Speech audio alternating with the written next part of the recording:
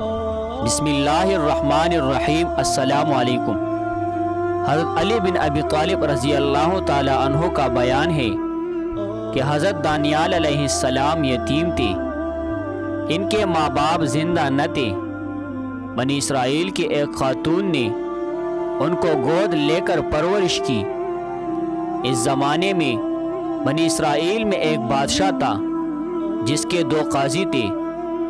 وہ خاتون بہت حسین و جمیل اور باروب تھی۔ وہ بادشاہ کی خدمت میں گاہے بگاہے آیا کرتی تھی اور اسے پند و نصائح کیا کرتی تھی۔ اس خاتون کی وقتاً فوقتاً بادشاہ کی خدمت میں آمد و رفت کو دونوں قاضی بڑے غور سے دیکھا کرتے تھے۔ اس کی محبت ان دونوں کے دلوں میں جاگزی ہو گئی اور وہ اسے اندر ہی اندر دل و جاں سے چاہنے لگے۔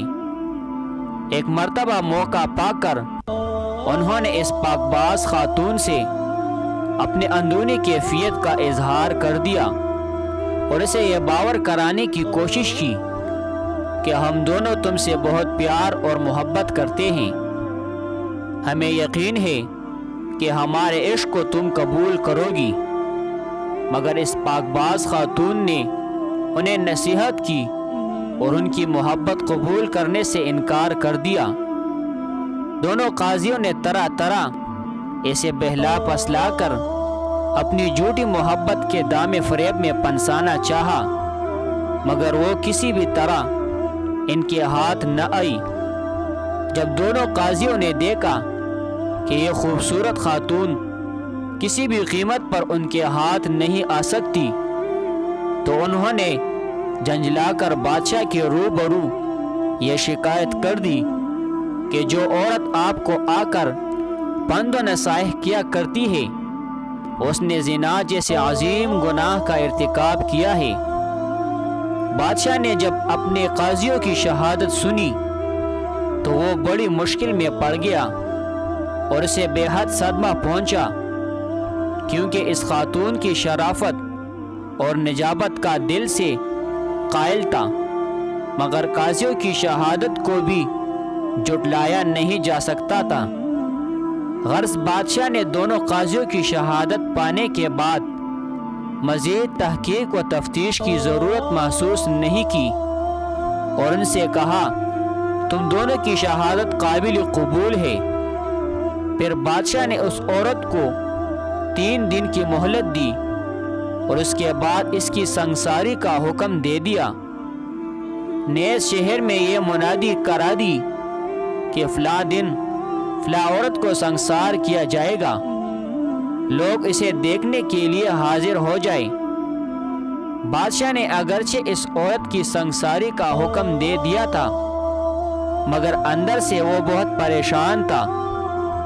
اس نے اپنے ایک خاص معتمد وزیر سے پوچھا، کیا کسی ہیلے بہانے سے اس عورت کو سنگسار ہونے سے بچایا جا سکتا ہے؟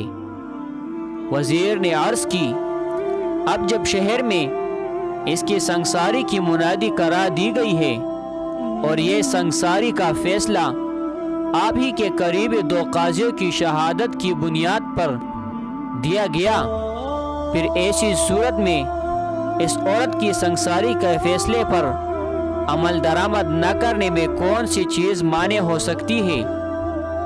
تیسرے دن، جو کہ اس عورت کے سنگسار ہونے کا دن تھا، بادشاہ کا وہ معتمد وزیر گھر سے نکلا۔ اس نے دیکھا کہ چند بچے کھیل رہے ہیں۔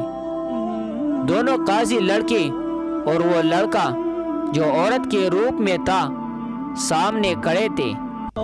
حضرت دانیال علیہ السلام نے دوسرے لڑکے سے کہا کہ وہ ایک قاضی کا ہاتھ پکڑ کر دور فلاں جگہ لے جائے۔ جب وہ چلے گئے تو دوسرے قاضی کو بلا کر سختی سے کہا، سچ بتا ورنہ قتل کر دوں گا۔ تو کس بنیاد پر اس عورت کے بارے میں زنا کی گواہی دیتا ہے؟ قاضی کہنے لگا، میں گواہی دیتا ہوں کہ اس عورت نے زنا کا ارتکاب کیا ہے۔ حضرت دانیال علیہ السلام نے پوچھا، کب؟ ننھے قاضی نے جواب دیا، فلاں جگہ۔ حضرت دانیال علیہ السلام نے لڑکوں سے کہا، اس قاضی کو لے جاؤ اور دوسرے قاضی کو میرے پاس بلا لاؤ۔ لڑکوں نے حکم کی تعمیل کی۔ حضرت دانیال علیہ السلام دوسرے قاضی سے بھی وہی سوالات کیے جو پہلے قاضی سے کر چکے تھے، مگر اس دوسرے قاضی کے جوابات پہلے قاضی سے مختلف تھے۔ حضرت دانیال علیہ السلام زور سے اللہ اکبر پکار اٹھے۔ بادشاہ کو ہوش آیا اور اس نے حضرت دانیال علیہ السلام کی طرح دونوں قاضیوں کو بلایا، بھیجا اور انہیں الگ الگ کر کے ان سے بیانات لیے۔ معلوم ہوا کہ دونوں کے بیانات مختلف ہیں۔ چنانچہ بادشاہ نے لوگوں میں یہ منادی کرا دی کہ قاضیوں کے قتل کا مشاہدہ کرنے کے لیے لوگ فلاں میدان میں جمع ہو جائے۔ پھر مجمع عام کے سامنے بادشاہ نے دونوں قاضیوں کو کیفر کردار تک پہنچا دیا اور پاکیزہ خاتون کو باعزت اس کے گھر بھیج دیا۔